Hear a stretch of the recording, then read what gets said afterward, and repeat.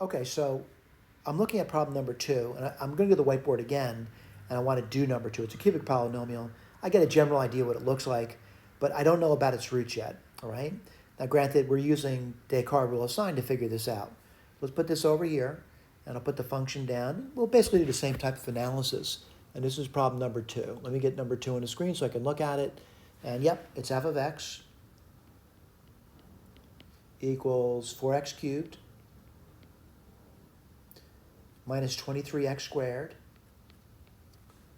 plus 14x plus 5.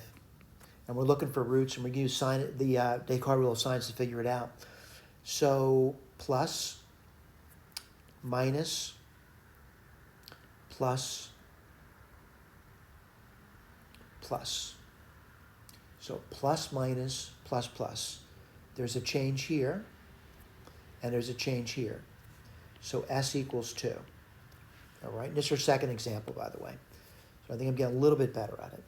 So what do I do? S minus P, well, that's going to be 2 minus P. That must be a non-negative even integer. So P could be 0, or P could be 2. All right? I want to see if I can refine that, though. And the reason I say that, I know this curve, again, positive coefficient, it looks sort of like this. All right? So what I want to do is before I go to the next step, which I might avoid by just doing some simple analysis over here. Now, granted, really not done in this section of the text over here, but I'm going to say this is the x-axis. And what I want to do is I just want to start looking at, where is the function when we're at 0? And this is a very typical thing. Now, if you plug it into the function, what would you get? It would definitely be positive. All right? And then I'm very thuggish. I want to go to 1. And if I plug in 1, what would I get? Well, if you look at it, you would get 4 and 14. That's 18 and 5 is 23. Yeah, you get 0.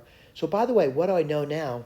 I know that this curve, whatever it looks like, I'm not saying you know exactly, but it's doing something like this over here. And then it goes negative, but it's got to go back up. So now I know there's 2. I know there's 2. This is not the case. All right? Did that take a little extra work? It sure did. Now, what else do I know?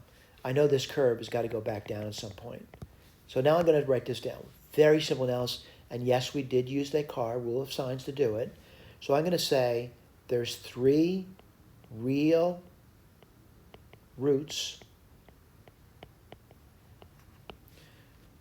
2 positive, 1 negative. Could I figure them out? Absolutely. I know 1 is 1. I can figure out the other 2 quite easily. So what I want to do is go back to the picture. And I want to show that. And this is picture number 293, right? Here. They're the 2 positive real roots, and that's the 1 negative real root. All right? Again, I want to remind you, my name, Ron Bannon. If you need to reach out to me, Bannon, B as in boy, @ NNON.US. Again, I'll remind you what I'm doing. When I'm doing the at the whiteboard, I'm kind of paraphrasing what's in the blue area. Certainly when I do the blue area, it looks like a repetition of the same thing I did for number 1. And that's going to be true for most of the problems. I may throw some additional thoughts in there, but again, you decide what you want to do to answer these questions. But I'm convinced now of what my analysis led quite quickly to the conclusion: 2 positive real roots, 1 negative real root. All right? Again, let me go back to the whiteboard to show you that. Right over here, 3 roots, 2 positive, 1 negative. All right, that was our conclusion. Thank you.